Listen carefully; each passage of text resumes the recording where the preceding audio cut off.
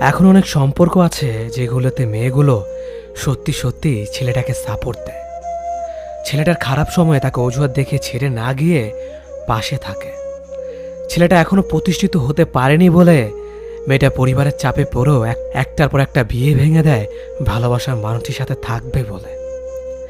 রেস্টুরেন্টে খেলে ছেলেটার টাকা খরচ হবে বলে ছেলেটার জন্য রান্না করে নিয়ে আসে পছন্দের খাবার, তারপর একজন আরেকজনকে খাইয়ে দেয়।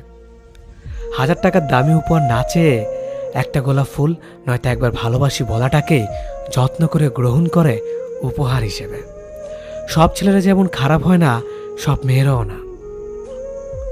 কিছু মেয়েরা ভালোবাসতে হয় কি করে তা জানে, কি করে যে ছেলেটার কিচ্ছু নেই সে ছেলেটাকে মানসিক সাহস জুগিয়ে পাশে থাকতে হয় জানে।